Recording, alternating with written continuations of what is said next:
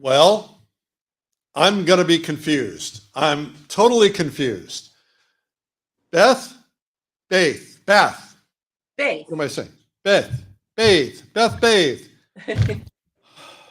Man, I'm so You, sorry. you got it. Beth, Bathe, what are you going to do today? Eric, I am going to carve away a painting today. I knew that, and that's really confusing me because this is not a sculpture class. What do you mean you're going to carve away a painting? I am going to lay paint down and then using different tools, I'm going to carve away the paint to come to the image. You're going to take it away. I'm going to take it away. Well, let's And do it. Let's let's get do it. started. Let's go. All right. Okay, here we go. All right. All righty, so I use a very limited palette. These are water mixable oil paints. And we're going to start with raw umber, which is sort of a khaki brown. And I am painting a very close-up of a robin's nest. So this is what we're going to do. Okay. First, we lay down paint. And I think you have the image of what I'm doing. Yep, we do. And I let it drip and go. Now you're using really thin paint. Are you Yes. putting like terps in it? What are you doing? This is water. It's These are water. Oh, because it's water soluble oil. Exactly. Great for plein air because, you don't have a lot of toxic chemicals. And, I don't have to wear gloves because I'm not using, toxic chemicals. So anyway, what I'm doing right now is I'm kind of doing a value. This is Payne's Gray. So basically I am sort of just kind of forming this nest.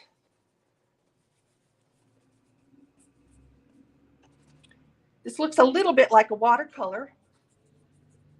And what's the clue on that? Drippiness? The drips. Yeah. And a lot of times I've gotten to the point where I love the drips. Sometimes the drips stay in a painting. They become branches. They become tree trunks. And I'm going to add a little transparent red oxide.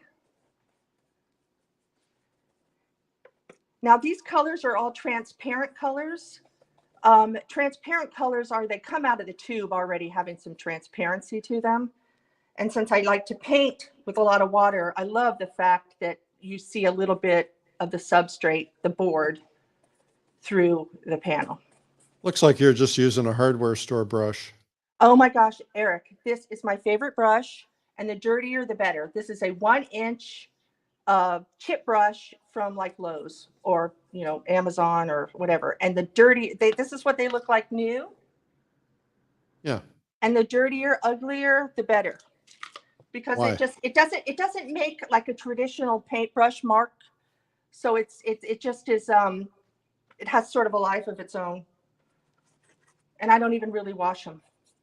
Okay, so that's with the brush. Kind of looks like a bird.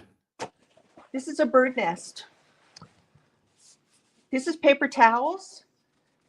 And basically what I'm doing is I'm going to vary the mark this is again mark making. And I'm still just kind of getting values down. So there's going to be a bird nest in here. And there's going to be,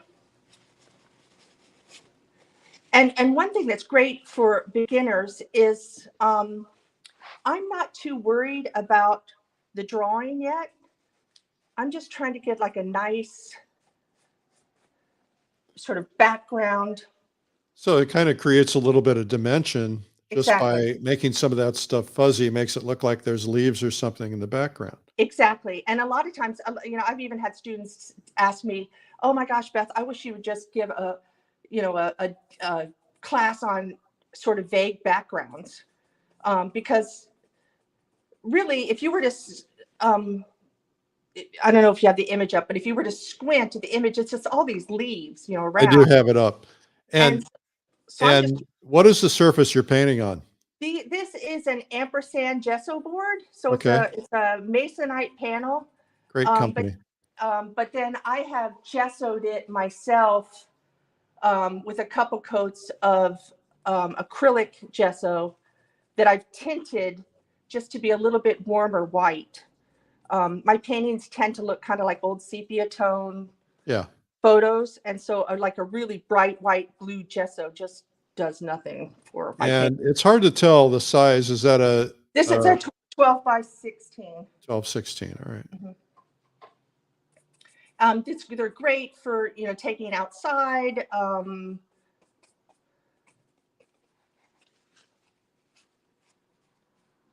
Now I haven't even started to like carve away yet. Yeah. Oh, you have a worldwide audience. I see the Netherlands tuning in. Woo! Italy. Welcome, everybody. Wow. Now I've just added Cobra makes a wonderful color, which is it's like yellowish green. It's sort of that spring green color that like nobody can mix. Yeah.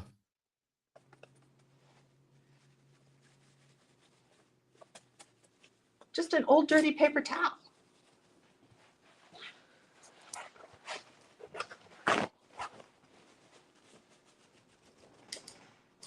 All right, are we ready to carve? We're ready. Let's go. All right, this is a window washing squeegee. It's a brass squeegee with a rubber blade. And so we're going to carve out this nest.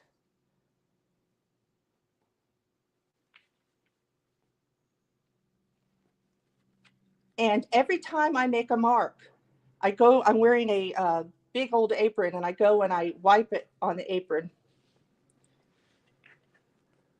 How fun. See, I would have several of those squeegees and I'd cut them down in size. I do. Oh, look at you. So basically, this company makes these replacement blades that I cut down and I put in bully clips, just from Staples. What a great idea. So then you have little ones for making little marks. And the thing that's great about it, it's the exact same blade as in here. So every mark that I make with the big one, it's the same with the little one. Yeah. Except they're little. Except a whittle. And then I have a teeny tiny one. Yeah. But so we start to kind of, so you can make kind of little, the thing that's so great about these squeegees is when I pull it, it leaves a teeny tiny little dark line. It's almost like a drop shadow. Oops, I got green paint on my hand. And, I've had people come up looking at your paintings and they're like, how did she do that? Where did she get that teeny tiny brush? And it's the squeegee. I'll tell you what, Beth, I'm really curious. I can get the idea of the straight lines and so on, but when you get into eggs and stuff, it's going to be really tough. Why don't we do this? Let's get the show officially started, and then we'll come right back to you and we'll see how you do the whole thing. Let's do this. Perfect. It's Art School Live with Eric Rose.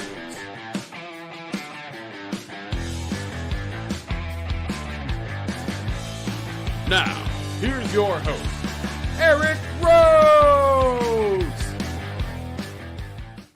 Welcome to Art School Live. We're here every weekday at 12 noon, and we try to teach you art. We try to overcome the barriers. People think, oh, I can't do that. Well, you can see today you can do it. It's actually pretty easy to do. And that's the goal here, is to show you that you too can paint. We have different art lessons every day. They're free. We love giving them to you. We have more in-depth stuff we also offer for a price. But right now, this is all free for you. And there's hundreds of them. We've been here since COVID. Our guest today is Beth Bathe. And Beth does some incredible things. You're going to get a chance to see a little bit more about how she does this. She's got an incredible style. And she's winning awards and traveling the country doing a lot of really great plein air shows. And so you're going to get a lot out of this today. All right. And today she's going to be doing a bird's nest. Now, our prize for today, if you leave a comment in the comments section, you have a chance to win a digital subscription to Fine Art Connoisseur, which has 20% more content than the print. This is our 20th anniversary. Our winner of our value specs from the last broadcast, Diana Ford in Arkansas. I wonder what city in Arkansas. We have for you a really terrific ebook, 201 Essential Plein Air Tips for those of you who want to learn outdoor painting. go to outdoorpainter.com/ebook. And of course, you can subscribe to this program and get it. And that's on YouTube. Just go to YouTube and look up Art School Live. And if you don't mind, give me a follow wherever you are doing follows at Eric Rhodes. Okay, now back to Beth. Bathe. All All right, right. Beth. Hi, guys. Here we are. So we were starting with kind of our values. And basically, when I look at a subject, whether it's a bird's nest or a person or whatever, when I first block it in, I just try to block in like some of the darkest areas. And with this bird's nest, it's right in sort of the bottom shadow part of this nest. And I'm sure a lot of times, if you've listened to other artists talking, when I try to paint the painting, I try to paint it as, the whole subject, not just the nest, not just branches, not just leaves, because we're on a two-dimensional surface here. So everything that relates to the side of the nest here and whatever's going on here, I always try to think about it all at the same time. Is what is that shape against that shape?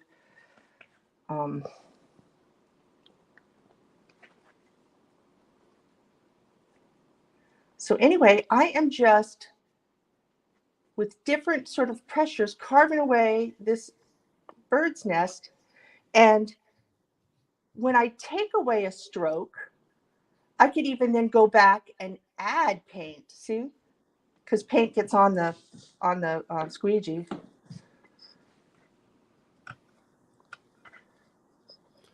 No matter how hard you tried, you couldn't get that effect with a paintbrush. No. And, there are a lot of, and I think we were talking about this, Eric, earlier, that this was a technique that the old masters used a lot. They would put down paint and carve away the drawing. This is also a technique that's used a lot in drawing. Like if anyone has ever taken a charcoal class, and then you use kneaded erasers to sort of take away the drawing, or even in pencil when you use just a regular eraser. It's kind of the same thing, but we're doing it with paint. Yeah, love it. And I'll make a lot of marks like this, and then, I will go in and use a brush. So we're just sort of, and there are a lot of, not a lot, but there's a couple plein air artists and regular artists who use this as kind of an initial block in for their painting and then go back in with brushes. Well, what's really interesting is you get a lot of interesting textures. If you look at that, those lines, there's some different color in them because it all hasn't been lifted out. Exactly. And the tonal palette that I use, the colors work so well together. My main palette is raw umber, which is that kind of browny gray. I use Payne's gray, which is almost a blacky warm gray. Then I use ultramarine blue and transparent red oxide. So I'm really going to be using 4 colors today. That's it. I'm going in with blue here and see how that makes it like depth, like darker. This is the first time I picked up like a real brush.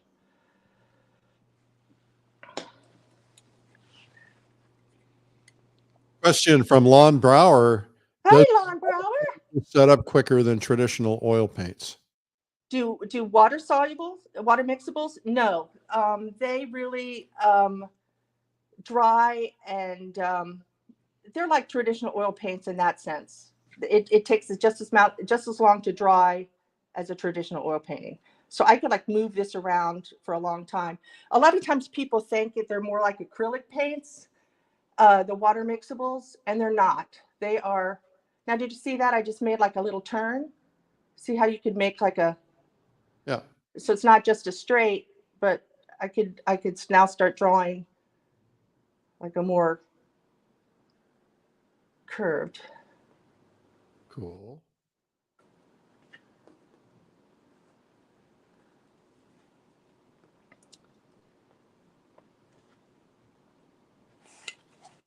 And then again, see how some of the drips are still there? I love how they kind of just stay there.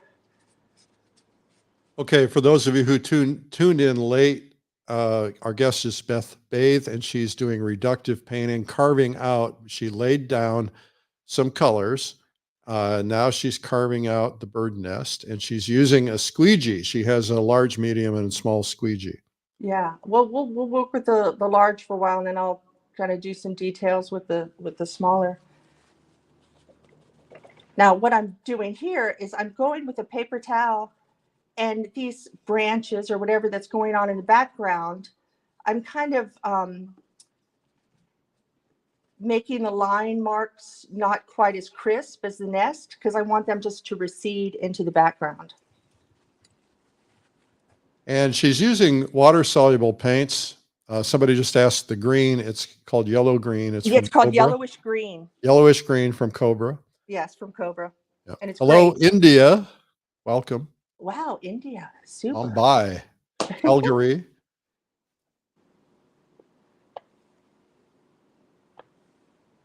You have the largest audience we've had all year, Beth. Woohoo! Woo. Well, Eric, what is it, day 11? Oh, I didn't want to say anything. How exciting, though.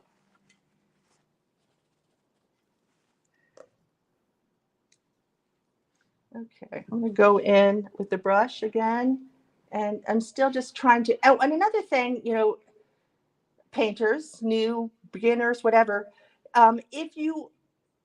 if I move the paintbrush in the direction of the way the nest is, made, instead of doing like vertical brush strokes, you get a sense of the direction of the nest. So now I'm just going in and adding some kind of like little details here.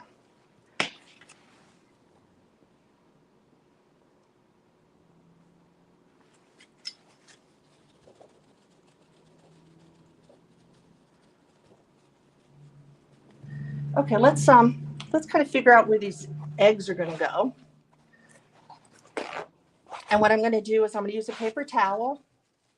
And again, this is the same idea. I'm removing paint. There's 3 eggs. I'm looking at my reference up here. And I'm just going to start to. And if you will notice there, I do not use white paint at all. So anywhere where my painting is white, I have taken away. So Well, and what's nice about that is your whites don't become cool. No. So I am sort of taking away the middle part of where these eggs are going to be. Now, another nice mark making is a Q-tip or a cotton swab, and it sort of works the same as the squeegee, but it's a softer, mark, so I could kind of carve away. You can get at the makeup store or at the Walgreens or whatever. You can get Q-tips that are different shapes. They're not Q-tip brand. They're makeup. So they have pointy ones. They have wide, narrow ones. A lot of cool different things. And I think the super thing about this is, I use this rubber squeegee, but I mean, you could go and get, palette knives. They make these wonderful brushes that have rubber tips. They have those color shapers that you can get. Princeton makes. Yeah, so it's really and one thing, for any of my beginners out there, this is a super way to start a painting as a beginner, because I'm not thinking about color mixing, what's a cool blue, what's a, it's really more drawing. It's really more drawing. Yeah.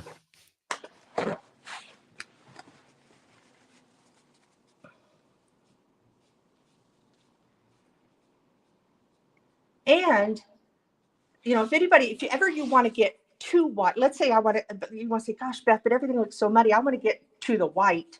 I could dip that little tip of the paper towel in some water, and you could go all the way back to the board. Well, there was a question from Linda J. Do you ever use white? I'm looking at some of your paintings on your website and a lot of reading white.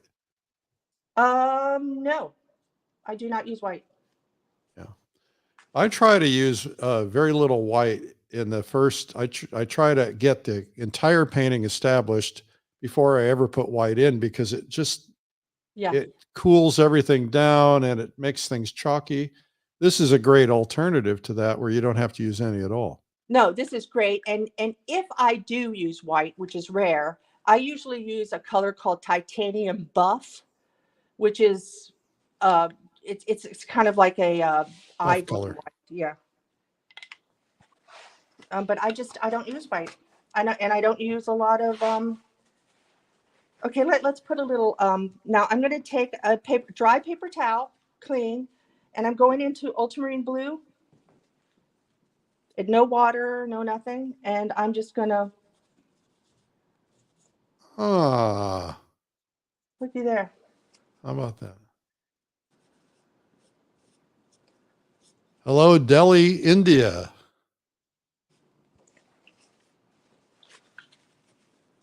You guys tell us where you're watching from. You can win a prize by putting something in the comments. Today's This prize is a digital edition of Fine Art Connoisseur magazine. this is a wonderful way also too, like if I was painting sky or you know anything, is I will go in and I will like put a whole sky in with a paper towel. And then with squeegees, and I'll just do this on the egg real quick, because one thing that's great about oil paint is you could move it around all, you know, for hours. So nothing's precious. God bless watercolorists. You know, the minute you put down a mark, you're kind of that you're there. I But think you could do this with watercolor if you used something like Yupo paper, which you can wipe out. exactly. But I'm going to show you here is like, look at this. Like I'm going to go in the egg. Let's pretend like this is a sky where you could like carve clouds out. Wow, cool. And then with like paper towel, see, do that kind of thing. Nice.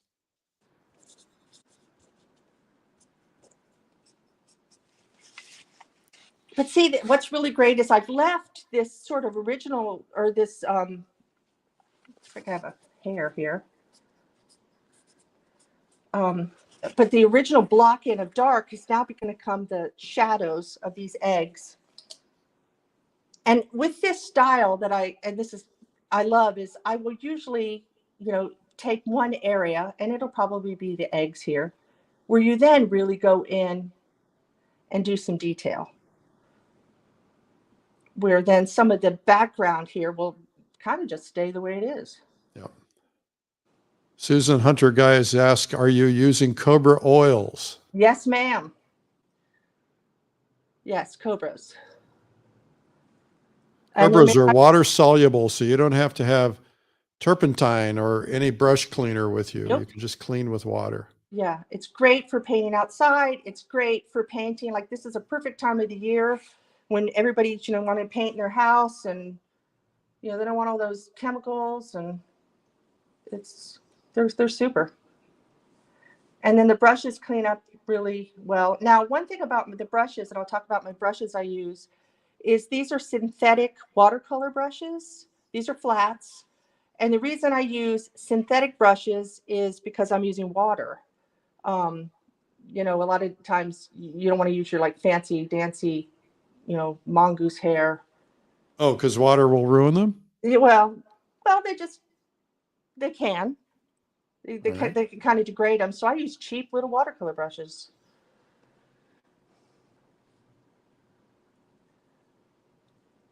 You can use the back of your handle if you want to make a scratch mark too. Oh, and actually that's how I will sign a painting. Like I'll take a, you know, a little rigger, and I will just go in and, Yep. you know, sign a painting. Now you've come up with a new thing. You can do a hidden signature in every painting. Exactly. Find that signature. And she's painting on an ampersand hardboard that's been, she's acrylic primed Yes. a couple extra times with a warmer, a white acrylic. Yes. Basically what I do is in a big gallon of gesso, I will add up to 1/8 of a cup of transparent yellow oxide, which is almost the color of like raw umber, or no, yellow ochre. And it just sort of tints your bright blue white gesso to a warmer.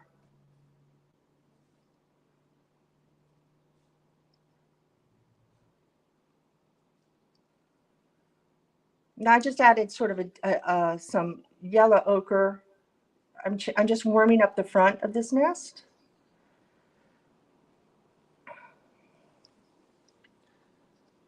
But as you guys can see, I am really drawing. I am drawing a painting by taking away paint. See, look at this, how this goes now into the foreground, like a little over that egg. Here's a question from TW on YouTube. Has Beth tried oil primed? It seems to work better for wiping off. Or, you mean oil primed? No, because I'm using water. You don't want to use an oil primed ground because that could tend to bead. The water will bead up on the oil primed. So I find the acrylic. That's right. You cannot actually use oil primed with water soluble paint. Correct. I found out the hard way. Yes. Yeah. I mean, all of a sudden you're doing it and it's not, you have adhesion problems and it's kind of bubbling and you're like, what the heck? But you could do it with regular oil paint. Oh, you could totally do everything I'm doing with regular oil paint. Or acrylic. As a matter of fact, somebody in the comments said they're doing it in acrylic as they're watching. Oh, of course. Now look at this teeny tiny little stroke. I mean, I am barely touching it. The squeegee it's like flat on the top and then it's, sharp edge on either side. So you really have like 3 different, surfaces. So these teeny tiny lines I'm touching with just this little sharp edge. And after the paint, now that the paint has been on the board for a while, it starts to set up. The paint that comes off with the squeegee sometimes will leave a little bit of paint in the gesso marks, so it looks so painterly. Because when I put my gesso on the boards, I do it kind of in a wonky linen. Like I'll do a coat horizontally, let that dry, and then do a coat vertically.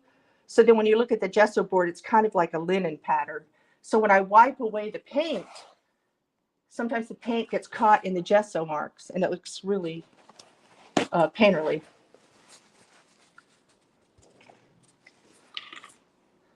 So we've got something coming up that you're going to be a part of. You want to tell everybody what that is? Yes, I'm so excited. I am on the faculty for Plein Air Live, and that is coming up in March. It's 3 days, and I am really excited because I'm going to be painting a boat for you guys. I'm going down to St. Michael's, Maryland, and painting a Chesapeake Bay crab boat at the Maritime Museum. And one thing that I'm really excited about it is last year in 2023, I won the Best Vehicle Award in the Salon twice for my boats. So I figured that would be a perfect thing to demo. Great idea. And in that demo, you guys are going to get to see how I do water, how I do a tree line, how I do clouds, so it'll be a lot more instruction. This one is really, and actually I think it's great if somebody watches this today and then watches my other one, because you guys are seeing a lot of, this is how she makes her marks. It's like you guys are getting a sneak peek. But the other one, I mean, all the demos in Plein Air Live, with the exception of maybe one, are now all done in plein air, or Correct. On plein air, as the term should be. And so they're going to see how you're doing it in real life outdoors. Exactly. And this style is great for outside. If you notice, I mean, I am literally using one paintbrush, one chip brush, 4 tubes of paint, a couple squeegees. It is, I'm not bringing a ton of stuff around. So it's very, it's great. And it makes for a fast block in. I love it. I just love it. So I'm going to go in and I'm going to add some dark kind of holes where maybe it's gone deeper into the background here.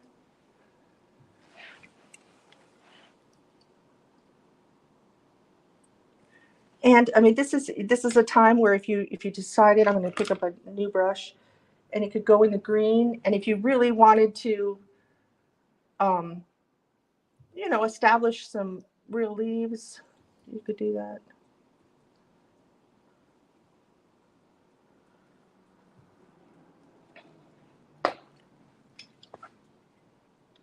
You guys enjoying this? If so, give it a thumbs up, a heart, applause, something, share it with other people so that they can see it. No booze.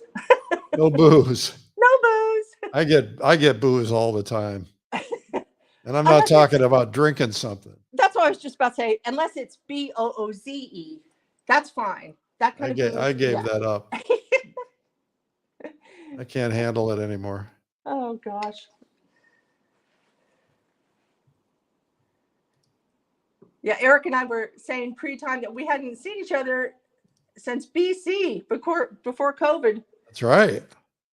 Yeah, I'm looking forward to figuring out how we can see each other. You said you were thinking about coming to the plein air convention. I am. I have not, you know, it's closer to me this year. It's in the Smokies. I love the Smokies. That's where my family is from, Eastern Tennessee.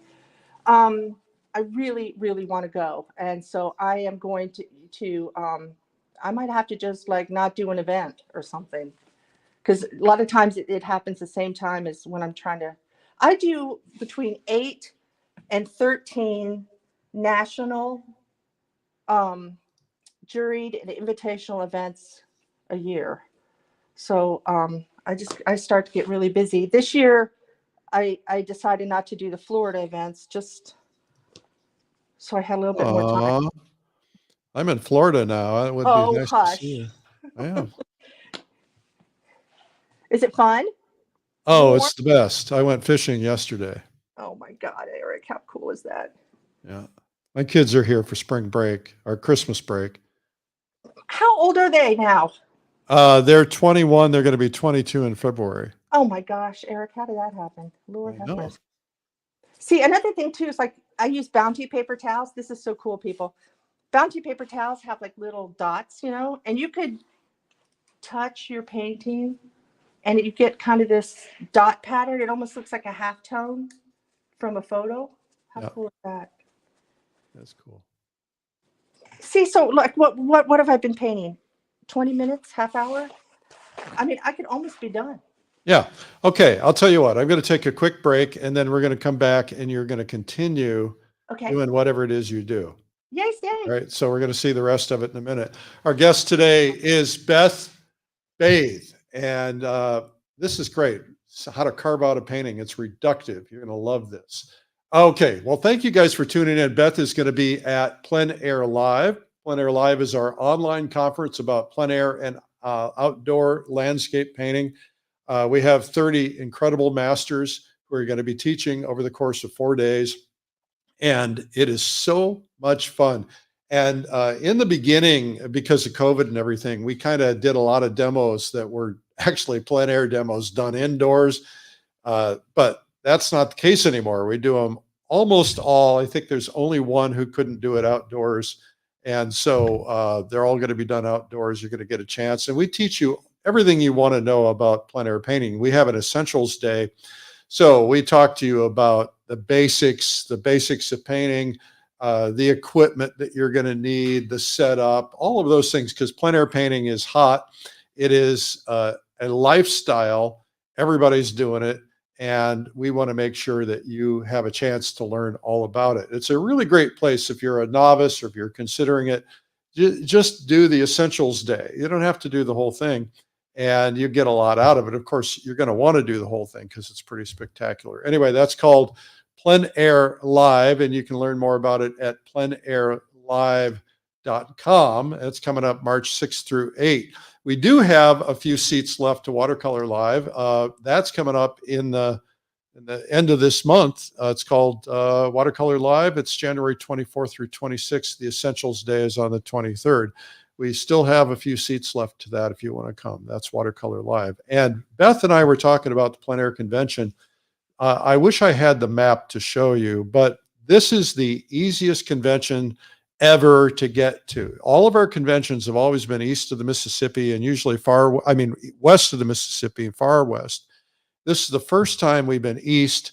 It's central. It's in the Smoky Mountains near North Carolina and Tennessee at the Great Smoky Mountain National Park. We're going to be painting there, and the Biltmore Estate. We have our lowest price actually that we're going to be able to do for a while. The reason is that we book these things 2 years out. So our price that you get on this convention is based on our hotel expenses and all of that at that time. So we don't up those to today's inflation. But next year is going to be more expensive because that's a later year that we booked. And our hotel rooms this year are dirt cheap. They're really, really a lot cheaper than they've ever been. So this is really a great place because you can drive, 3, 4, 5, 6, 7, 8 hours from almost all the high population zones of the United States. And so it's pretty cool. But as of last Monday, I haven't checked this week, but as of last Monday, there were only 62 seats left. And so we're running out of space. You want to get booked on that if you think you're going to go. That's the Plein Air Convention at pleinairconvention.com. Okay, now Beth, I'm back. I know. I can't No one speak. ever says it right, Eric. It's okay. All right, so what are we going to do now? Okay, what we're going to do now is we're just going to, heck, I could almost be done. But I am going to refine it, maybe work on the background a little. I'm going to do the little black dots on the eggs. And, hopefully if anybody has any questions, ask me questions. So we could, anybody have more questions about the water mixables? Well, if they pop up, I'll read them to you. There were questions earlier, so I'm kind of scanning through to see. A lot of comments today.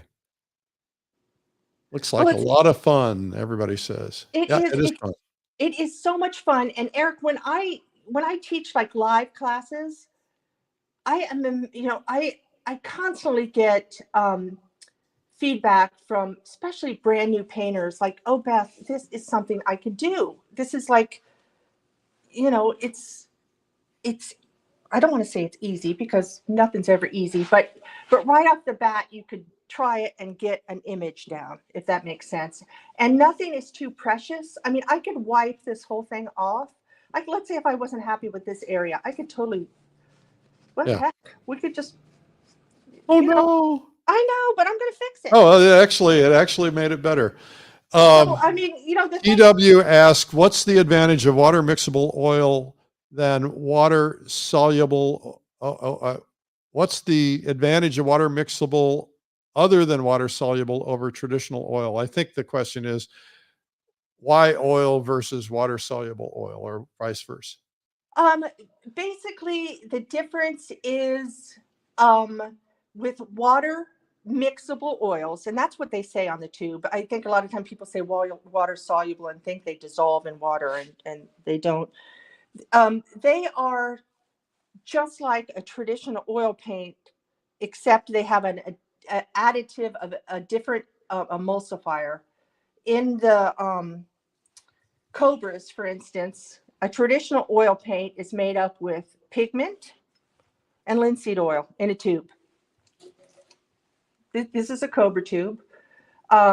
Cobras, and they're different brands. These are made by Royal Talents, who makes Rembrandt oils, but Holbein makes one, Winsor & Newton, almost every large brand makes a water mixable.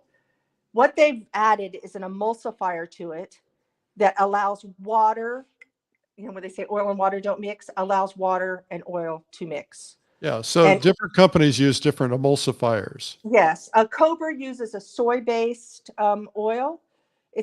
And when I talk to Cobra, they use the analogy, when you go in the supermarket and you buy salad dressing and it's all mixed together, it's because it has like a soy lecithin emulsifier.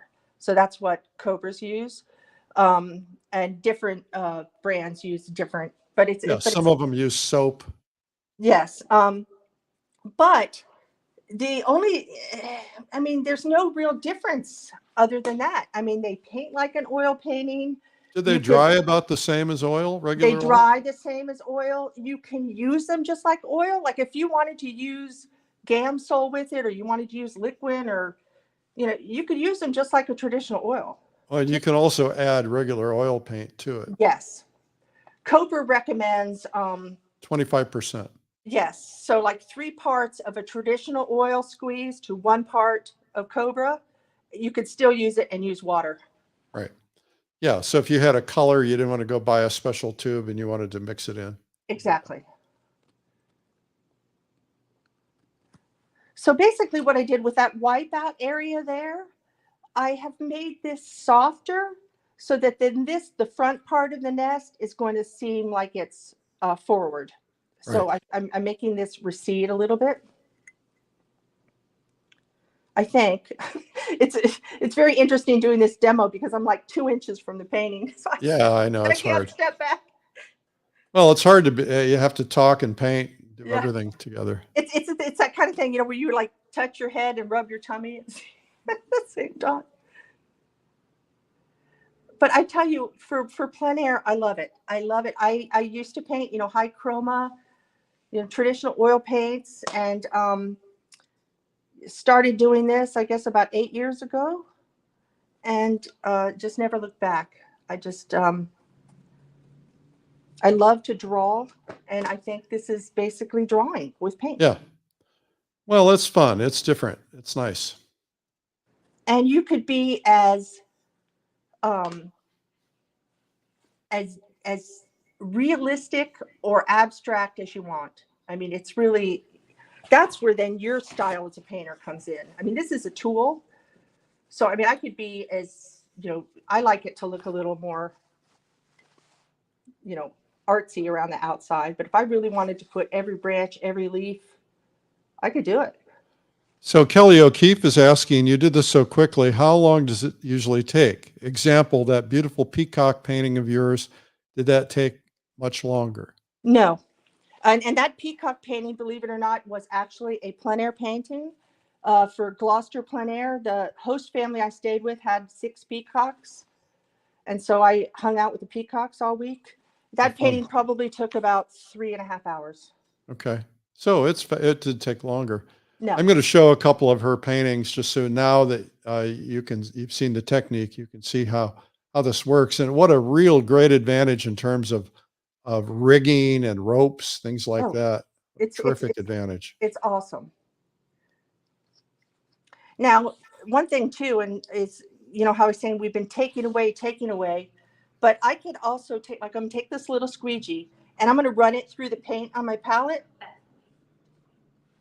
Oh, okay.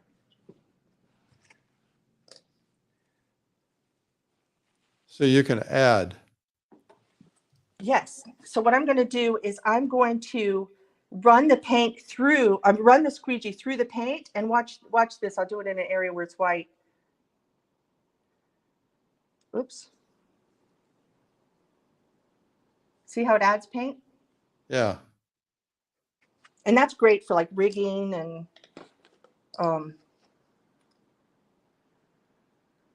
Great to know. but then again, I mean, sometimes I'll even paint, we're talking about rigging, I have a teeny tiny little rigger brush that I will, paint with. And sometimes what I'll do is, if I really, let's say I want to really do a dramatic drop shadow under one of these, Oh yeah. So that's when you come in, and that's when, like, you become a painter. So I switch over from the drawer to the painter.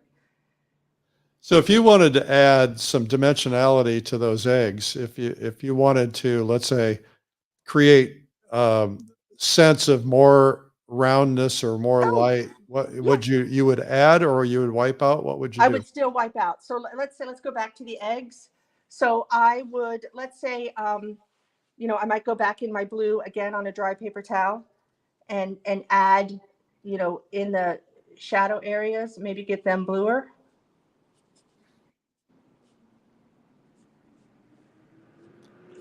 So Debbie is asking, how did you make that squeegee? Would you explain that again? Oh, the squeegee. All right. Well, this is a, it's a brass window washing squeegee, and this company makes replacement blades, so you could buy new blades. So I buy the blades, I cut them down, and I put it. This is just a Staples, paper bully clip, and you just open it up, and I put the little squeegee in, and now it's the exact same rubber as the handheld. By the way, I went on Amazon and I bought plastic razor blades, Yes.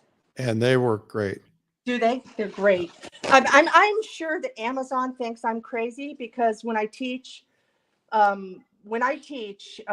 usually give the students everything they need. So in a little bag, they will get this squeegee, 2 brushes, and I give them a board. So because I want them exactly to use what I use, and so I'll order like 30 of these at a time. And I'm sure the Amazon people are saying, "What the heck is this woman doing ordering?" Oh, you've got a big building with a lot of windows, Yeah, I know. 30 employees. Yes. But you could see how this just really, oh, and another thing too, what this is great for, Eric, is once this does dry, you could go back and use this as an underpainting, and you could go back and glaze on top, or add, if I wanted to add full chroma, or go use pasta paste, or this is a great way if someone wanted to paint an underpainting. So there are Back at the questions about, can you do this in watercolor? I just want to reiterate, it depends on the paper you're using, because some paper is super absorbent. Some paper can be wiped out. There are some synthetic papers like Yupo, which it takes a while for the paint to dry on that. So you could actually cover with paint and then wipe out. Yeah. It would depend on the consistency of the watercolor. Yeah. Right. And If it's like really, really soupy or not. exactly. I mean, I'm not a watercolorist. Actually, it's very interesting because a lot of times my paintings end up looking like a watercolor. I Yeah. mean, it must have been years ago. I won the best watercolor award from a plein air event, and the organizer had to go up to the judge and say, "You realize that's an oil painting." Somebody just said they could take their wiper blades off their car and use those. You could use whatever, and that's what is so cool. I mean, a lot of times people will use old credit cards, combs, plastic forks, scratching. Actually, this area over here is looking pretty darn cool, I think. It's really wonderful. So this is when, I mean, look how quick, like the main drawing, and so now it's just like, what's going to be good for the painting?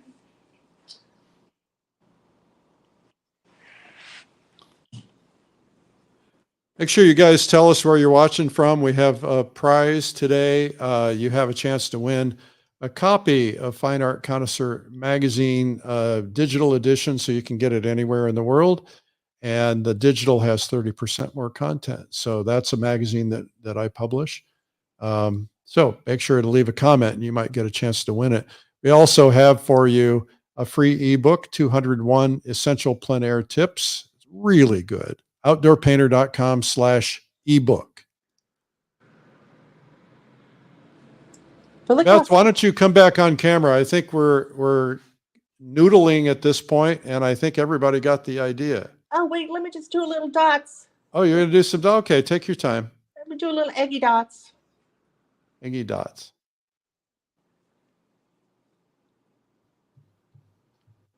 But there you go. Oh, here's a question. Yes. I've never used water mixable oils. Forgive me if it's obvious. After the water mixable oils dry, can they be reconstituted with water No. or oil? I was wondering because you mentioned glazing over the work. No, basically, once this dries and sets up, it's an oil painting. The water would bead on it. all the different water mixable company, make mediums that you could use, uh, like a Pleasing. medium, different mediums, and they just could be cleaned up with water. But, at some point you can't use water as a medium. Can you varnish them? Oh, of course. Yeah, you Yeah. varnish them just like a traditional oil painting. Okay. Well, this has been fun. Yay! It's like every day, I say this every day because it blows me away. We've had, I don't know, 900 or 1,000 shows now. And every single day I learn something new that I didn't know. Wonderful. Every single day. And today you did it again. Yay! Okay. So tell me briefly again, you're going to be on Plein Air Live in March. Yes. And you're going to do what? I am going to paint a boat. So I'm painting a boat from St. Michael's, Maryland, the Maritime Museum. It's an old crab boat. And so you'll get water, the boat, there's an American flag, you'll get the far shoreline, trees, clouds. So you'll get a little bit of everything. So you're going to get more of a, instead of just like mark making today, you're going to get the whole shebang. The whole shebang. The whole shebang. Perfect. Well, if you guys want to go to that, it's at pleinairlive.com. Beth, this has been fabulous. Thank you so much. You are such a rock star. Yay, Eric. I can't wait. And we have put all your contact information in the chat, your website. Go there, find out where Beth is doing workshops. Check out her work online. She's probably got a list of her galleries on her website. Sure do. And I'm just so proud of you. Since I first met you, your career has just blossomed. You've exploded into this massive star, and it's so fun to see. Thanks, Eric. It's been quite the journey, and I've had, like I said, God bless you and helping us all plein air painters keep on that track. So Thank you. thank you. All right. Well, we'll see you out there. Bye, everybody. Bye. Okay. Our guest today is Beth Bathe, and check her out. We've got her information in the chat section. We're here every day at 12 noon, weekdays. If you're new to us, make sure to go to YouTube and subscribe. Just look up Art School Live and then hit the subscribe button. And if you want to be notified when we go live, hit that little bell as well. And if you'll give me a follow, Eric Rhodes on Instagram, Twitter, Facebook, whatever, it's all the same, Eric Rhodes. And we would love to have you as part of our family. Thanks again. We'll see Beth next at Plein Air Live in March. I'll see you tomorrow. But of course, coming up is Watercolor Live in late January. I'll be heading back to Austin, Texas to host that event. And it's going to be the world's largest watercolor conference. Actually, I think it's the world's largest art conference. So all online, we have people watching from all over the world. It's really cool. So thank you. And we will see you tomorrow. Bye-bye.